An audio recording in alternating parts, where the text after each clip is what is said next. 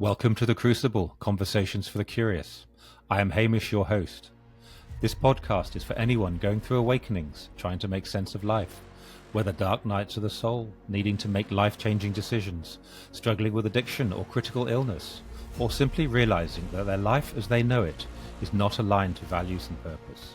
You are not alone. You can get through this, I promise you. Life is far more beautiful on the other side. And welcome to another episode of The Crucible, Conversations for the Curious. It's good morning from me and it's good evening from James, because I'm chatting with him from New Zealand.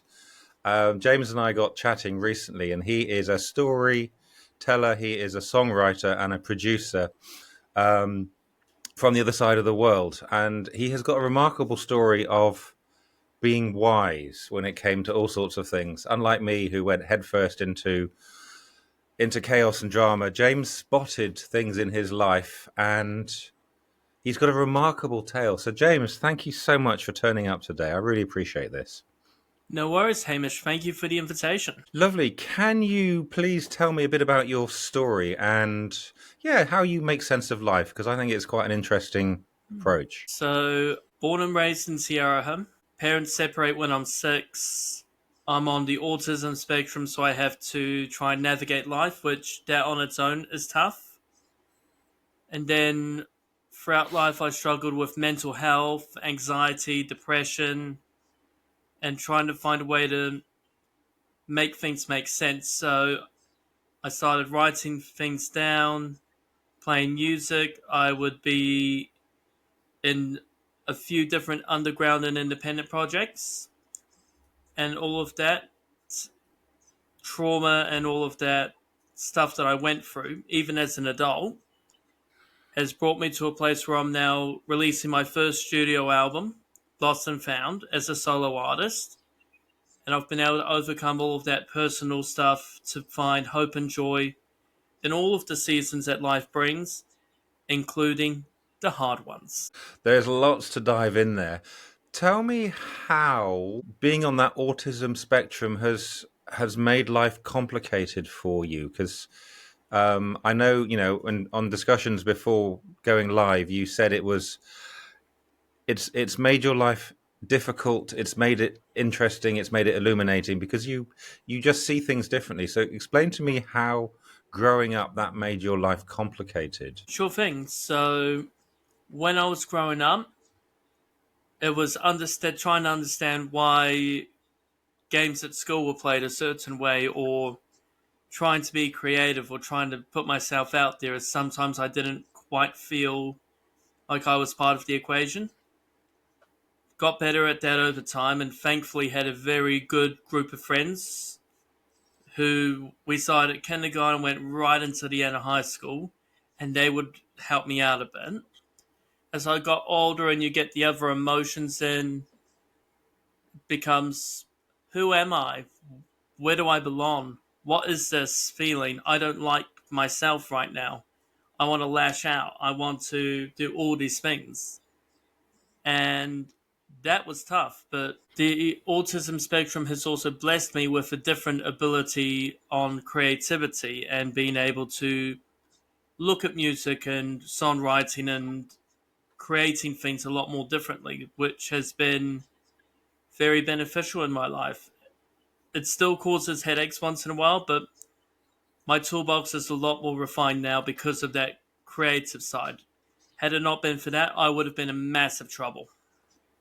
Okay, so tell me a little bit about these tools that you have collected to help you make sense of things. You mentioned this lashing out, and obviously there was anger and frustration at something. So how did you spot these problems? How did you manage to make sense of them and turn them around to not have to react badly, but to be able to respond and make sense of things? So one of the things is breathing in and breathing out and taking a stop for a second to let myself assess the situation, even when there's a time constraint. Part of it is writing in my journal, which is how these songs came about for the solo album.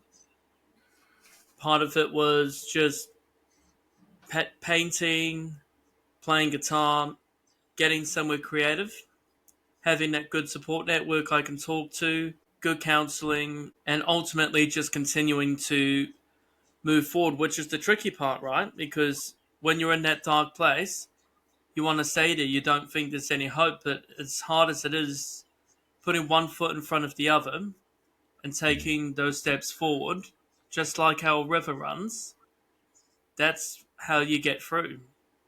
It's not always easy, and the answers that worked for me may not work for someone else watching this, but that's what helped me get through it. And it's just one day at a time, be here at the moment. Fab. So tell me about your writing, because obviously, writing the words, writing the music, writing the songs has been a tremendous outlet. How have you used that to make sense of stuff, make sense of life, make sense of not feeling you can fit in and things like that?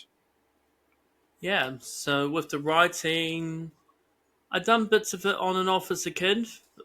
Some of it would make you think, wow, this 10-year-old, he kind of has issues. Hmm. But as I got to 16, 17, I started writing a bit more seriously, studying songs, not just as a music lover, but as a music player. I'd taken some guitar lessons and some piano lessons. I'd tried figuring out the other stuff on top of the basics for myself by learning to play by ear, going to jam nights on a Monday night at the Future Terror Centre where I now work. And I just started using that as a way to try and put the pieces together in my own mind that didn't quite seem to fit and wouldn't fit any other way. I basically started using those instruments as a way to talk. And as I said, went into several underground projects and several things that no longer in my life, but they helped me get to this point. And it was not long after my dad passed away that I actually started revisiting that sort of mindset after having a few problems of my own and trying to navigate them. So when it comes to writing, it's more or less just me trying to communicate and figure it out for myself. Some of these songs that I've put out over the years, and even on here, it was never planned. It's just me trying to figure it out. And now I hope that other people can use those songs to help them out. I love that creativity and that way that we can tap into it. I remember when I left when I left university before I'd managed to get a job. Um, I would wander around. I was very frustrated, and I wrote poetry. And I read it now, and it puts the hairs on my back up, and it's frightening. It really is just that rawness and that not rage or anger, but just a sort of a lack of understanding what's going on and trying to make sense of things. So I'm really looking forward to listening to your album. I know you shared me a few songs which I really enjoyed. So I think I'm really looking forward to that. So winding back, I mean, you said you had a great group of friends and a lot of support, which obviously is incredibly important and helpful. How did they? I want to say look after you, but that's not quite for us. How did they sort of support you when you found it? Well, one of the things they did, which I found helpful, maybe not necessarily at the time, was they would call me out on my rubbish. They would go, hi, you're starting to push the limits a bit. And they would include me in what they were doing, even if I had trouble trying to figure it out or understand it. They were patient. They tried to teach me. They tried to teach me sports as well, but we don't talk about that because it was pretty bad. Like, there's a couple of Olympians I went to school with, and I'm still bad. But they would be patient with me. They would tell me if I was getting close to that line or if I'd gone over it. For my 15th birthday, they were originally planning an intervention on my mental health because it was the first time it was getting really out of hand. And they were getting really concerned, so they'd made an arrangement of some kind to go, hey, happy birthday. By the way, this is an intervention. We are worried about you. It thankfully didn't come to that because I was able to figure it out mostly on my own. But even when I was having blue days and dark days, they would just sit with me in the storm. Even if they didn't know what to say or what to do, they would just sit there and talk with me through it. And I could not have been more thankful for that. It helped keep me alive. You see that's the scary bit, isn't it? That last line, it helped keep you alive. Can you explain to me a little bit about the what was going through your head, the mental illness, if you want to call it that, but just what you were really struggling with? Yeah, there was a lot of struggle around acceptance, trying to find my place, navigating a lot of changes. And that's just on your own as a 14, 15-year-old. That's not including the autism and ADHD, which some days is like static, some days it's crystal clear, some days it's a bit of a blur in the middle, and there's other days where I don't even know what to call it because it comes for a moment and disappears.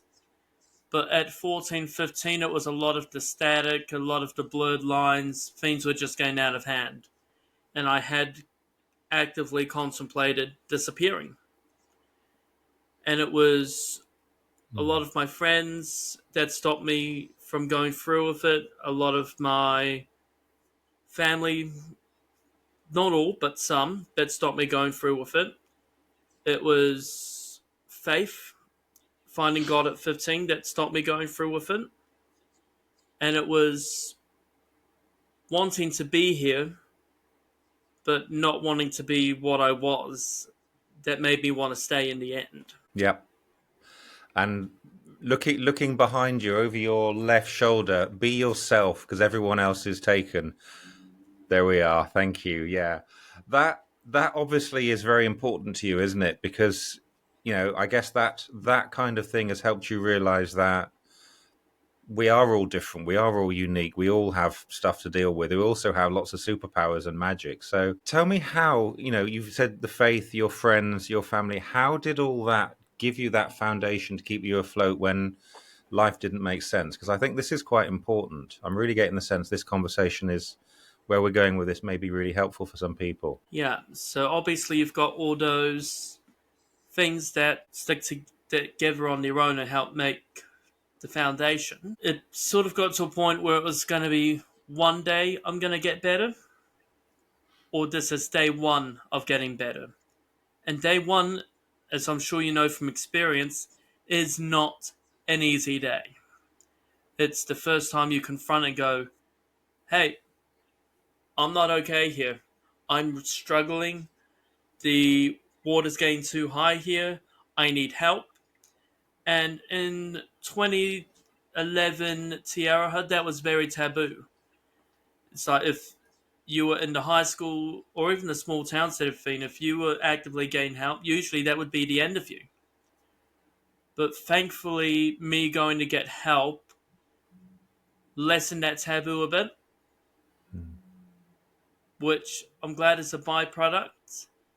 But ultimately, it had to get to that point naturally of this is day one of me getting better and not getting consumed by my nonsense. I'm trying really hard not to swear here, but you get the gist. This was day one Mm. of I've got to get help and I've got to get treatment and get into a program or I'm going to be no good for nobody. I think that is quite remarkable. I mean, you realized there was a problem, you were able to ask for help, and as you said, in a small town, that's hard. So what was the outcome of asking for help? How did people respond? Surprisingly, really well. I confided in a couple of friends at first and said, look, I think I need to do this. And they're like, thank God someone has got through to you because we've been worried for months, almost a year now, because of what's been going on. And that was when they filled me in that they were about to hold an intervention and they were dead serious about it. So then, as it goes in a small town, I said, you can tell my friends. I haven't told my family yet, and that was a very touchy subject because they were going through their own problems. So by that point, it basically became, one thing got to another. Thankfully, I was able to tell my family in time because you did need parental consent to do it. And that was a tense conversation, but I got the help I needed.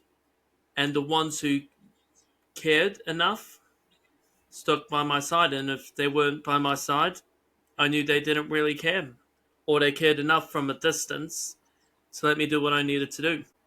I don't think I can stress how important it is to actually ask for help, because I Hmm. had to, you had to. I've spoken to lots of people who have done that, and we are our own worst enemy there, aren't we? We're afraid that every people will judge us and shame us and all that. And yet, as you said, people are giving you a hug and saying, "Thank God, well done, you," all that kind of stuff. You realize that Exactly. so much of that fear was your own projections and worries, and yet when you do ask for help, that's when the magic happens. Exactly. And Mm. having been lucky enough to mentor some people and talk about the story a bit, I've also learned that you cannot force people to get help because that doesn't have the right reaction. The person who needs the help has to want to get the help, and it's not easy to get to that point. If my friends had a choice, as I said, Olympians, artists, farmers, all these kinds of people, if they could, they would have tied me up and dragged me to the council's office months ago at that point. But they had to Yeah. let me Mm. get to that point. Otherwise, I was going to fight back and resist and dig the hole even deeper. And Mm. as much as it would have been nice for them to intervene, I'm glad they did it the way they did because I got to come to that decision for myself and be able to get the suitable help. So what happened after that? Once you were you had that support you needed, how did you manage to start moving forwards and start to manage the mental health, start to manage what wasn't working, and start to build your own foundation where you could really begin to thrive? Yeah. So, starting that journey, as I said, I had to start from day one, looking at yourself in the mirror. And there's some people who think that going to counseling, going through rehab is a bit of a holiday. Was the complete opposite for me. I had to break everything that I knew about James before that was not healthy and go right back to zero, back to ground one, unlearn some bad habits, dismantle some thought processes. And it is hard to dismantle that. It's hard to Mm. replace it with different things. But in the process of dismantling, you got to that ground zero. It's like, okay, we've knocked you down. Here's some of the stuff we like. Let's start building a new James out of it. And so that process carries on to this day. I still go to counseling. I still need a support network. I still do all this, that, and the other. But we got to that point of, okay, here's some of the bits we like. Let's start building the skeleton from here, and then we'll flesh it out as time goes on, and you're ready to weather those storms and go through those seasons. Brilliant. Yep. Brilliant. I like that. It does make sense. And I'm just looking back at my time in rehab. It was, I cried for 3 or 4 weeks. I literally didn't stop because I was able to drop all those masks. As you said, I was able to go back to ground zero and look at the good things in Hamish, which I didn't realize. I Hmm. didn't spot them. So yeah. So you went into that process of getting help. And how did music help you? Were you writing at that stage? Were you actively writing? Were you writing music I and songs? was definitely testing the waters. I had been through some guitar lessons and piano lessons from about age 10 on and off to try learn some music. 15, I knew I was going to write something, but I wasn't quite ready yet because I hadn't got to ground zero. I hadn't got to that point where I could start anything. Then, in little bits, my partner at the time, Kiri Ann, would encourage me to pick up the guitar, play some music, just put some chords together and see what happens. So she planted the seed. Mhm. Then from there, it became, okay, I'm feeling something here. I would grab a notebook and write it down. And not, again, not intending to write any songs, but just to get it out of my head so it doesn't stay there. Eventually, I started pairing the two together with Carrie Ann's encouragement and the encouragement of my friends and a general, hey, do this because it's better than some of the alternatives. And I started writing songs from there. Fabulous. Yeah. It isn't it. You're just highlighting that power of creativity, the highlight of doing something, making sense of, writing it down, journaling, singing, howling, screaming, dancing, anything to sort of just allow it to flow out. And I guess you haven't really stopped since then. Those days, just writing and playing and things like that. No, it hasn't stopped. And if I stopped, I mean, there was a brief period where I slowed it down a bit, but even the slowing down I found very scary. So I try and write something in a journal every day, whether it becomes a song or not. The general idea is somewhere in the chaos, this thing will be used for something good. So I'll write it down before it does something to even try to destroy me.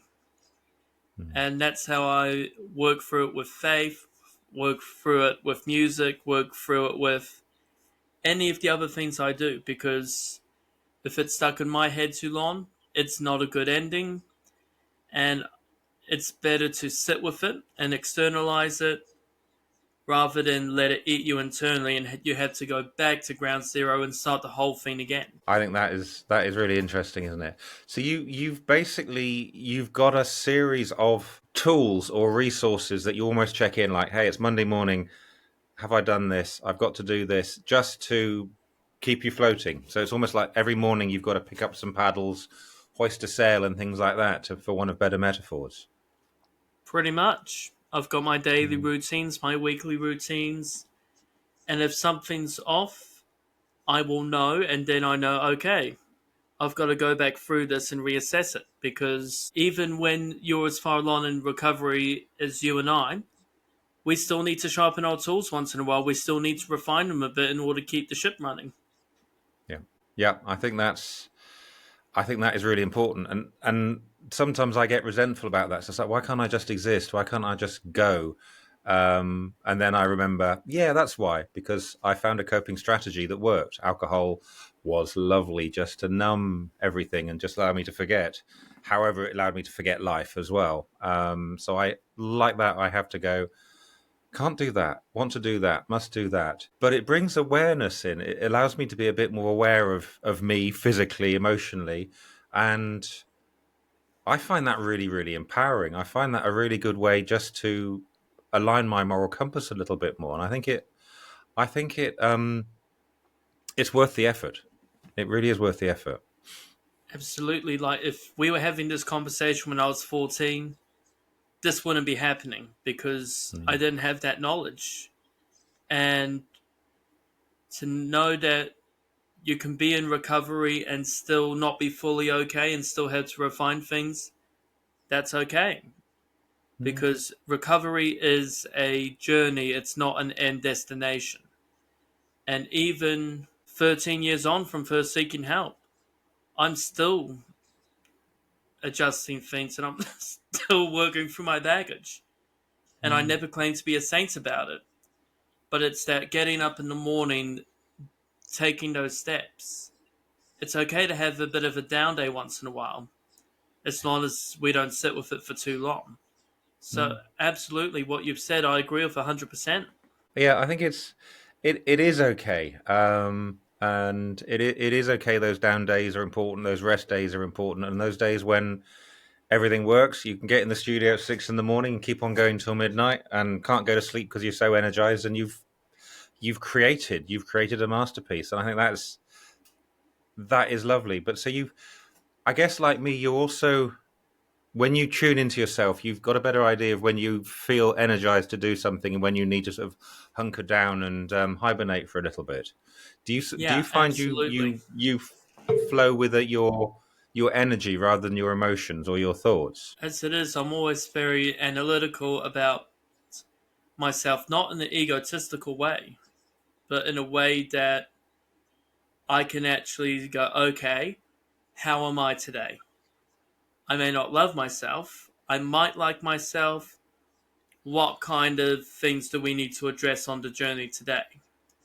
So I'm very analytical about it, and I'm very careful with emotions because we are human. Emotions do happen.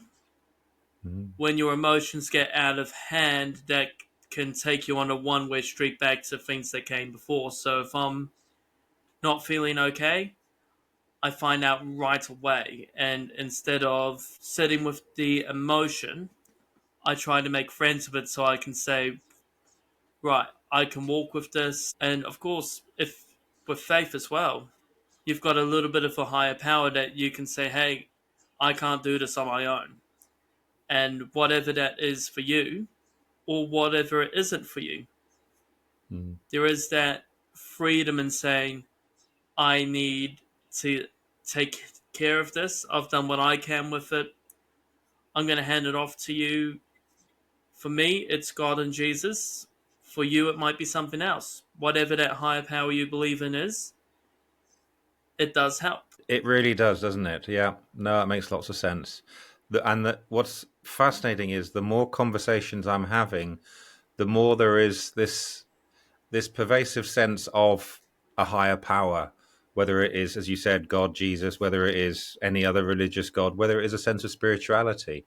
I think that understanding that there is more to life than just being human is allows us not to give up, not to give away our responsibility, but rather to understand that, we're still children. There is an awful lot more out there that is available to us.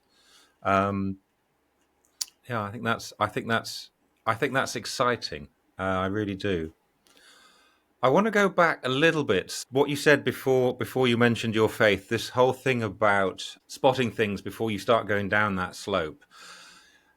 How would a listener who is struggling with stuff and they're getting angry, they're doing this, they know that it's not healthy for them, how can they start to spot these emotions and rather than react at them, lash out, cry, get angry, whatever, isolate, drink, numb, how can they begin to get curious, as you said, befriend them? How do we befriend that kind of stuff to realize it's messages, it's not us, if you like?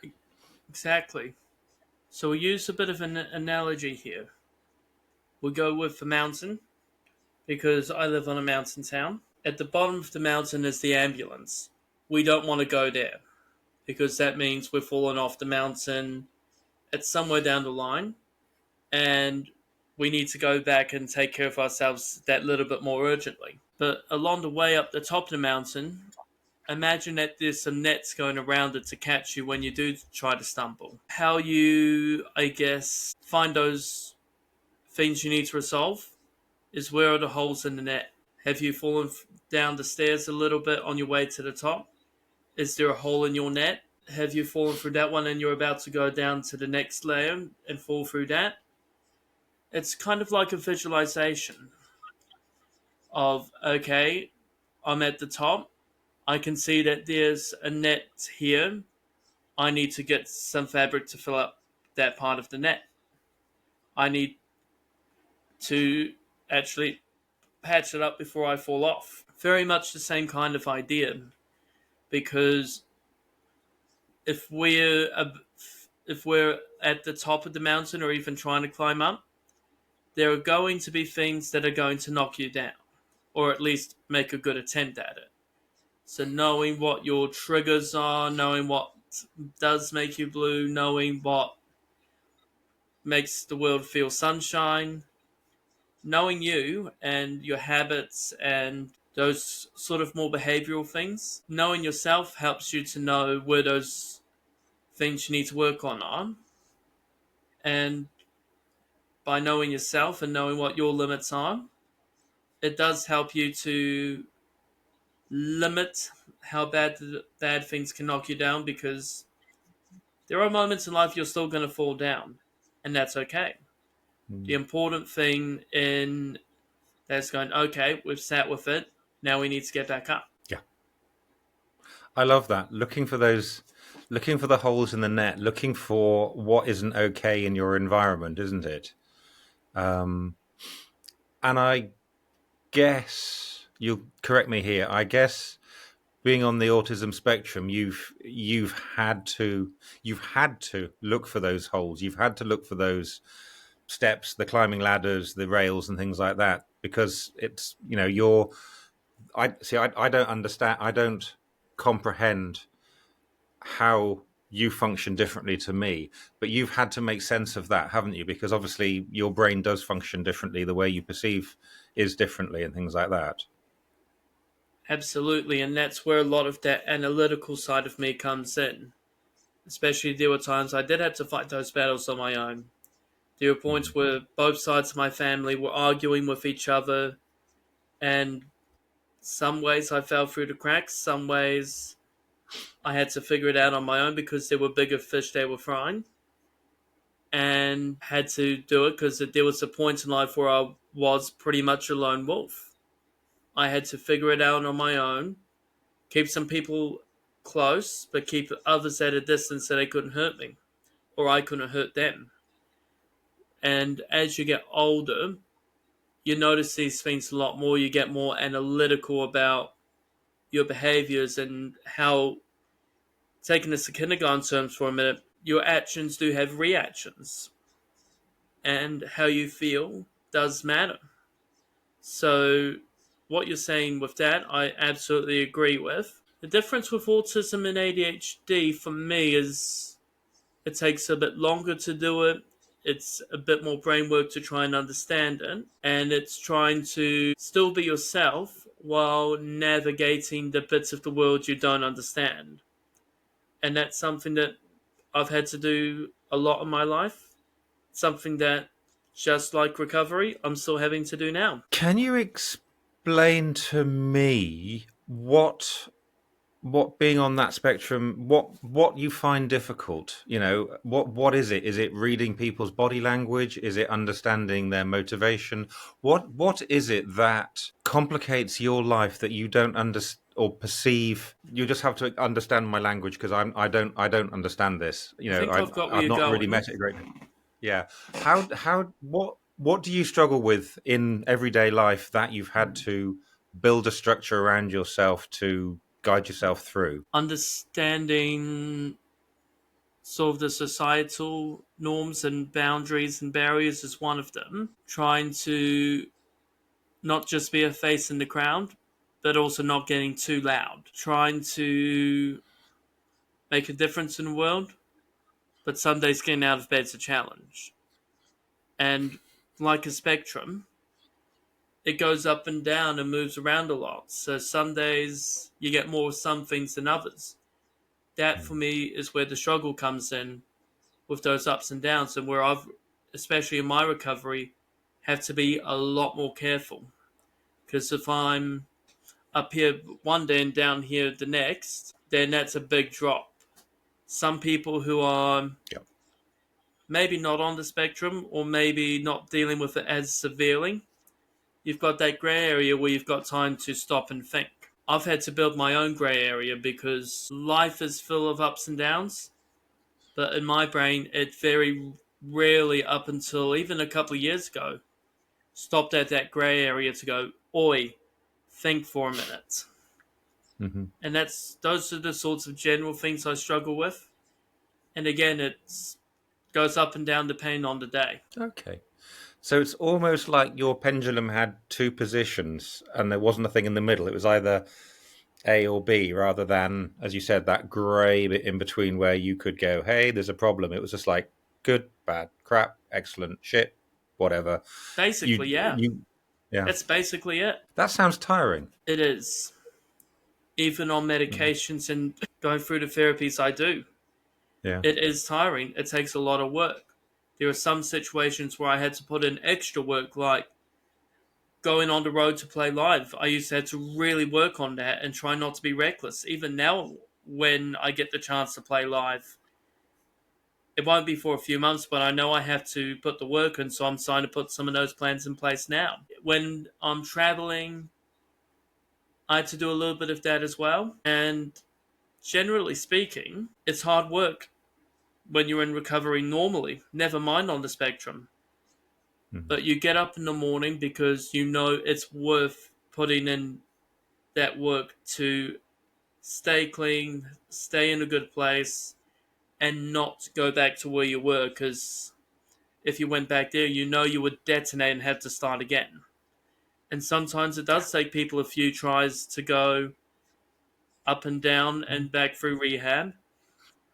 I was blessed enough to be able to see what that looks like without having to go too far down anything like a relapse. So it's hard work, yes, Mhm. but I'd rather put in the hard work and stay clean than let myself slide back down to where I was at 14, because if I did that, it would be hard to come back to where I am now, and it would take decades to try and put Mhm. everything back together.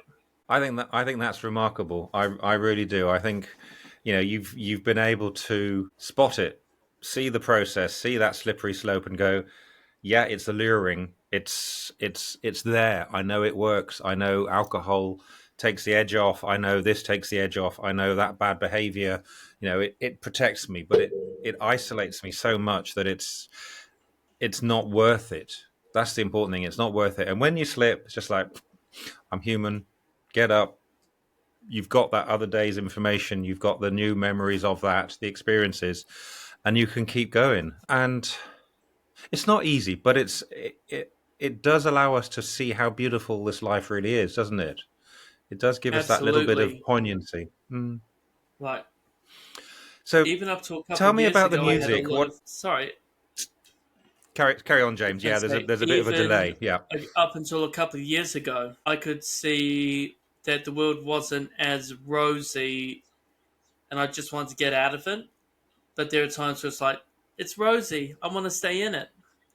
You sort of have to get to that point where you can see neutrally, without the rose colored glasses and without the darkness, to go, okay, this is where we are now. Things will be okay. We had a bad day, but the world's still a good place, and we just keep moving as we can. I think you've expressed something really very profound there. You said from that neutral place, from that very thin grey place that you've got, I've got, other people have got, just to be able to Mm. say, yeah, there's good days, there's bad days, there's fun, there's sadness, there's all these things. They just are. It is that impermanence, isn't it? There is life, there is Mm. death, there is all those things. And when you're seated there, it's very powerful, isn't it? Because you are Mm. stable. You're able to just observe. Exactly. Tell me about your music, because I've listened to some of your songs, and we've chatted about it previously. But tell me what you write about and how it affects people and impacts people, because I think your music, your writing, your stories are really remarkable. Cool things. So when I'm writing, as I said earlier, it often does not start as a song. It's often memos or notes or talking to myself about things that I know I need to hear. And in my daily time with God, sometimes things will come through that as well. And I'll just write things down. And when I'm going to write music, whether it's for an album or something else, I'll be just sitting there. I'll play through a whole bunch of stuff, some of it quite terrible. And then I'll land on something where it's like, okay, there could be melody here, there could be something to guide the ship along. So I'll start writing the basic ideas and flesh out the rhythms. That's when I send off some parts to the vocalist after writing some lyrics to it that I think will work, and sometimes there's some back and forth to figure it out. But then once I've got those vocals back, then I'll build the rest of the song around the vocal. So there's an example of this on the album called Midnight Memories. You hear the on the guitar, which is your rhythm. And then you hear a lot of delay guitars, which sort of fill in the gaps. Ding, ding, ding, ding, ding, ding, ding, ding, ding, ding, ding, ding, ding. Those delay guitars were written after the vocals were laid down, which is usually, in most musicians' world, not how it works. You usually send all your music off at once, and you more or less just put it together. But I use the vocals as a guide for the storytelling, and the music to Mm. inform how the story is told. So sometimes I'll be listening to it back with those basic instruments going, okay, we need those sorts of guitars here. In Captain and the Kid, which was about the last time I ever got to speak to my dad, I had the piano parts and a bit of the drums. And then I was listening to some of the music he liked, especially Bruce Springsteen. And I think it was Racing in the Street that came to mind. And growing up, how they had those those guitars that sort of helped gel it together. So I knew, okay, I need some guitar bits in here. So I got out my guitar, started playing, and I came up with the similar to that Springsteen sort of vibe. If you were listening to the end of Racing in the Streets or Born in the USA or any of those other really story-based songs that he's very known to do. So that's kind of how I write. I use the vocals as a tool, along with the basic instrumentation that you need to send them. Use that as the storytelling, and work in the other instruments to guide how the story gets told and which way we're going with it. Not just on its own, but as an album, does it play a bigger part? And if so, how does it fit? I like that. As you said that last bit, I was just seeing the writer writing in another character and another character. So they're bringing in the backstories, bringing in the as you said, fleshing it out, making it 3-dimensional. I really like that, and why not? You know, it works. So you generally start with the words because you have experienced them, your thoughts, your feelings, your comprehension of the day, the week, the month, and then it goes. Basically, and Mm. the best ones I've written have never started out as songs. As you mentioned, they are notes, guides, bits of advice, or things in general that I need to hear. Mm. And then somehow I try to translate it from there if there's something in there that needs to be said. Writing this album, there were 18 to 20 songs written, only 9 made the cut. And so you sort of had to put the right story together for that moment.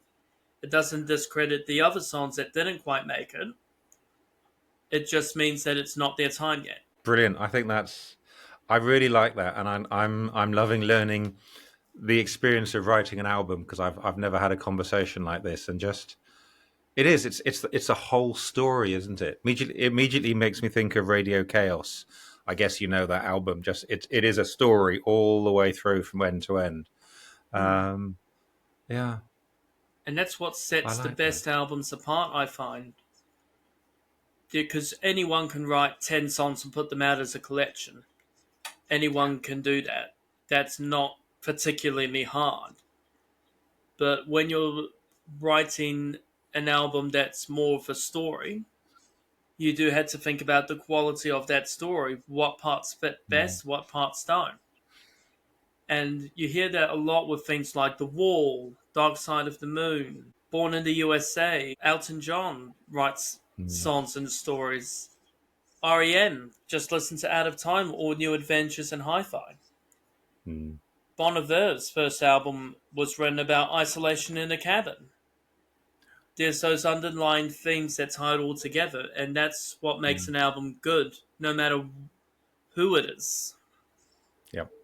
If the story's not Mm. there, you don't have that magic that gels it together. And I think what makes you remarkable is you have been dealt a hand that is tough, and then you write about it, which supports you, and then you make songs about it, and you're sharing your story, your inspiration, your hope. You're making sense of stuff, and People love it, don't they? People resonate with it. They're learning from it. They're understanding.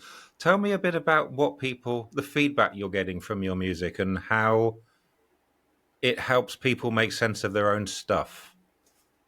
Well, the fact I'm not singing on it helps because nobody wants to hear my singing voice anyway. Because that's what I used to do in underground projects. I used to sing or attempt to sing. And 9 times out of 10 it didn't work and things wouldn't get conveyed. This is when I was writing underground music, metal music. Sometimes I'd write alongside a guy in a mask who was not very healthy for me. But coming into it now, I'm older.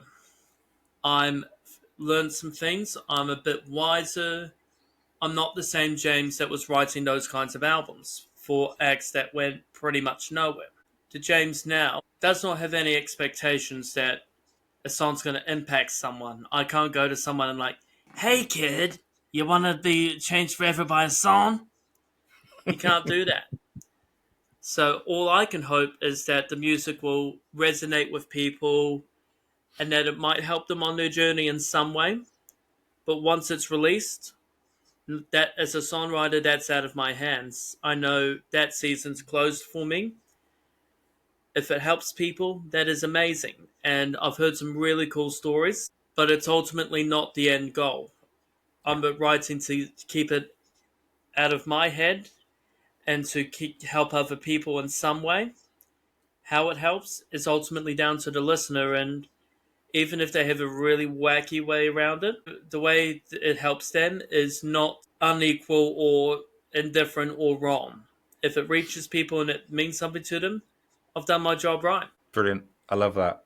That makes me chuckle, especially the writing music for bands. Not that they didn't go anywhere, but just that anger and that rage and whatever it was in those metal days. I mean, it is music. It is a way of expressing and making sense of stuff. I listen to The Cure when I'm down. A friend of mine listens to heavy metal when she's down, and it helps me make sense of things. I don't know whether it's comparison, what I don't know, but it music is magic for me as well. Yeah. Exactly. And not slamming heavy metal, there are some good metal music, there's some good rock music, there's good Christian music, there's good dance music, there's good in all kinds of music. I just found that things I was writing were not translating for me later in life. Like a lot of the earlier songs, I cannot recognize myself anymore. In New Zealand, I was part of something called Play the Better Game, which was a metal show headlined by an act who, if I utter his name, I'm going to get in some trouble. But basically, that was the season I was in. Mm. It was helpful for a while, but it doesn't help me anymore. I don't even recognize the 20-year-old they got on that stage anymore. And I'm nearly 30. I'm 28 now. So it's that growth and those changes in time. I can still enjoy the music a bit, but I can't stay in those places because it served me for a season and there's nothing wrong with it. Yep. But my life's taken a different direction. I am Christian. I am in a very different space in life now where I'm really good with my recovery and singing about those things that I sung about when I was 20 does not translate now. Yeah. It's Yep. growth in time. Absolutely. Where can we find out more about you, about your music, about your new album, and yeah, where can we find out more about the James and his music? Okay, so Lost and Found has is out now actually, which is kind of mind-boggling. The best way to reach me is brodiestreet.net, and that's where you can purchase your CD, your vinyl, go to your favorite streaming service, buy a direct digital download from the site.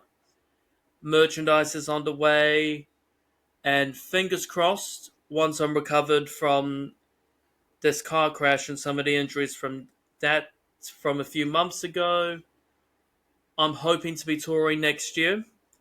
And at some point, I hope to be playing in the UK and Europe and the States and New Zealand and Australia. So there's some conversations around that.